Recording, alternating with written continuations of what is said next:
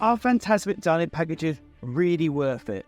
Could you get a decent view without having to shell at least $51 a head? It's no secret, I really love Fantasmic.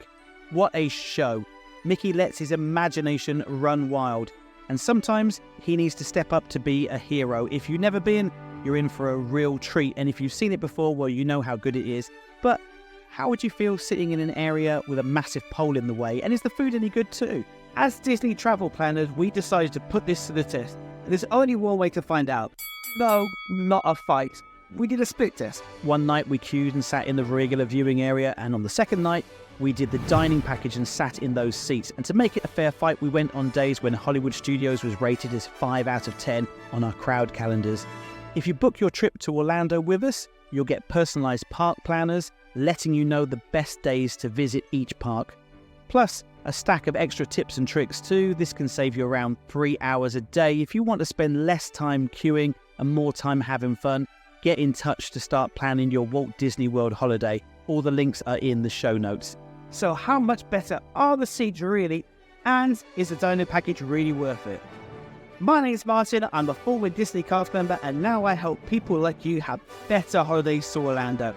And you're in good hands. Check out our 5-star rating on Trustpilot, and 96% of our guests would recommend us to their friends too.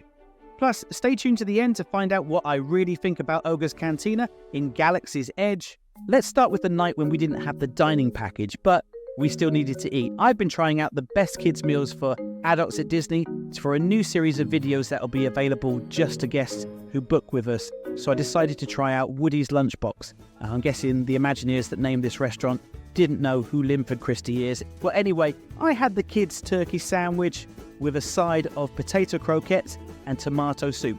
The soup was great for dipping both the sandwich and croquettes in. The sandwich was tasty, but of course, as it was a kids' meal, it was a bit small. The meal also comes with a soft drink, all for just $7.79, a bargain.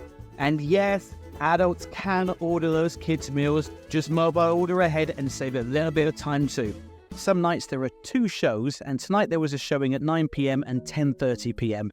With the park closing at 10 p.m, we decided to go to the 9 p.m. show. As it was a pretty quiet day for the studios, we arrived around 25 minutes before the show started. When you enter the arena, you'll see that it's divided up into different sections, dining package and standby seating for everyone else. And try and sit somewhere that doesn't have a pole blocking your view. If you can, try and sit closer to the middle. Find a row that doesn't have many people in it. Join that row and get as close to the middle as you can. We sat around 10 meters from the edge of the dining package seats. Well, here's the view from our seat. Not too shabby, are they, considering we arrived just 25 minutes before Mickey kicks things off. So you can get a decent view on quieter days. On a busier day, I'd recommend getting there at least 35 minutes early. So far, so good, but what about when we had the dining package? The way the dining packages work for Fantasmic is pretty cool. I was told you get to choose between 5 awesome locations: Hollywood Brown Derby, Hollywood and Vine, Mama Melrose, 50s Primetime Cafe, or Sci-Fi Dine-In Theatre.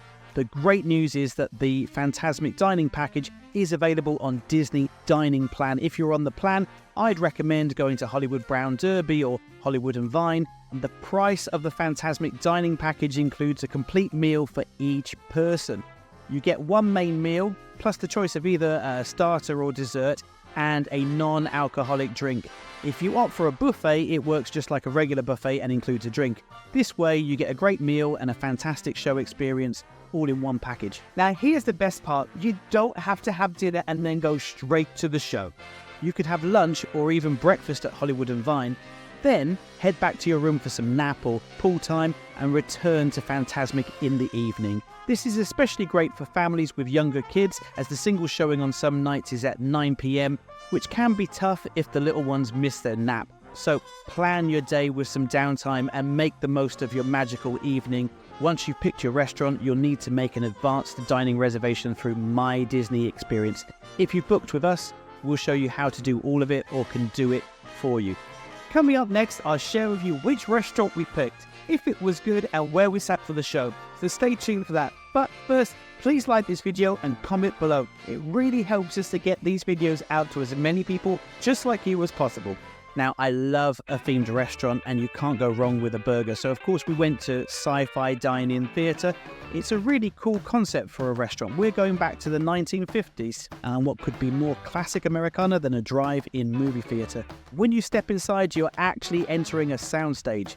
Originally, Hollywood Studios was all about that classic Hollywood backlot vibe, and this was no exception when it opened way back in the Disney MGM Studios days. The magic starts in the waiting area where you'll notice unfinished walls that look like the back of plywood sets on a soundstage. But hold on to your popcorn, because once you're ushered into the main restaurant, you're transported on set to a Hollywood Hills drive-in theatre. Picture this. Rows of vintage 1950s convertibles, a big screen playing clips of retro B-movies and drive-in commercials. Since you're at a drive-in, it's pretty dark inside, with the movie screen and the taillights of the Automo booths providing most of the light. The booths seat 4, 6 guests in 2-seat rows, all facing forward. So if you're planning to chat away with your family during the meal, you might find it a bit tricky.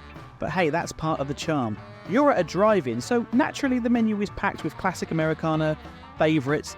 Think burgers and fries, onion rings and milkshakes galore. But wait, is that salad I see? I'm here for the traditional drive-in experience, so I didn't have a salad. I kicked off my meal with the fried dill pickles. For the main event, I went classic with the drive-in BBQ burger. While the Sci-Fi Dine-In Theatre has a tempting array of wines, beers and cocktails, I decided to keep it simple and stick with the included non-alcoholic option. A cherry coke was my beverage of choice, plus it's refillable too. The food was good, but not amazing. On the menu, the burger was $25 and fried dill pickles $12. Whilst there's no price for a cherry coke on the menu, we can guess it's around $6. So that makes a grand total of $43. With the dining package costing $51, that means I basically paid $8 for my seat. So were our seats worth an extra $8? See for yourself. Here's the view from the standby cube.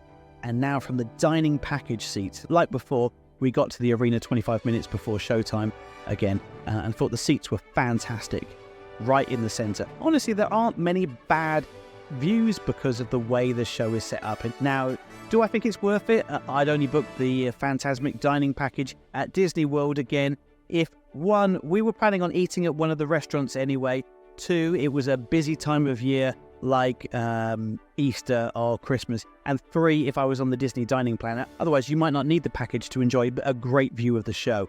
And remember earlier I mentioned about Oga's Cantina? It's a bar in the Star Wars area of the park. Maybe instead of a dining package, you might want to spend your money on a drink far, far away.